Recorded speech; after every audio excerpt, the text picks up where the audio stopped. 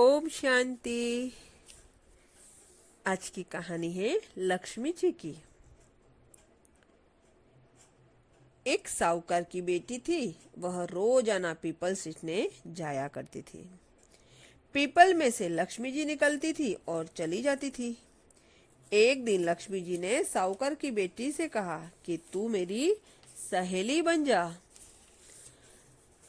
साहूकार की बेटी ने कहा कि मैं अपने पिताजी से पूछकर आऊं, तब कल सहेली बन जाऊंगी। घर जाकर उसने अपने पिताजी से सारी बात कह सुनाई। तब पिताजी ने कहा कि वह तो लक्ष्मी जी है और हमें क्या चाहिए, तू सहेली बन जा। दूसरे दिन साहूकार की बेटी पीपल सींचने गई और लक्ष्मी जी की सहेली बन गई। एक दिन लक्ष्मी जी ने साहूकार की बेटी को जीमने का न्योता दिया। जब साहूकार की बेटी लक्ष्मी जी के यहाँ जीमने गई तो लक्ष्मी जी ने उसको ओढ़ने के लिए शॉल दुशाला दिया। सोने की चौकी पर बिठाकर सोने की थाल में अनेक प्रकार के भोजन कराए। जब साहूकार की बेटी खा पीकर अपने घर के लिए लौटने लगी तब लक्ष्मी जी ने उसे पकड़ लिया और कहा, मैं तेरे घर जीमने आऊंगी। तब उसने कहा, अच्छा है, आ जाना। घर आकर वह रूठकर बैठ गई।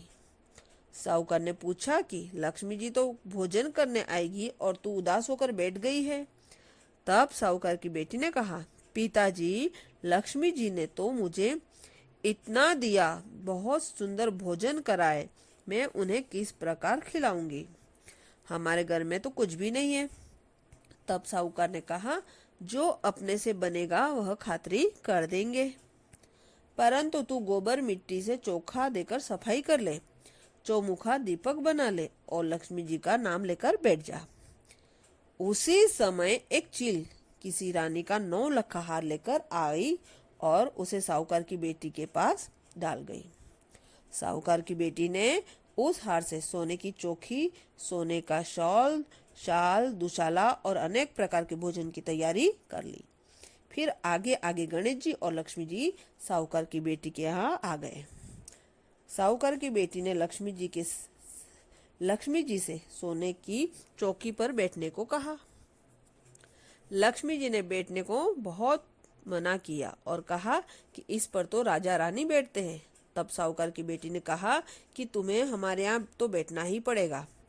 तब लक्ष्मी जी उस चौकी पर बैठ गई। फिर साहूकार की बेटी ने लक्ष्मी जी की बहुत खातिरी की। इससे लक्ष्मी जी बहुत प्रसन्न हुई और साहूकार के बहुत धन दौलत हो गई। हे लक्ष्मी माता, जैसे तुम साहूकार की बेटी की चौकी पर बैठ गई और धन दान दिए, वैसे सबको देना। और इस चैनल को आप सभी प्लीज सब्सक्राइब, लाइक, शेयर जरूर करिए।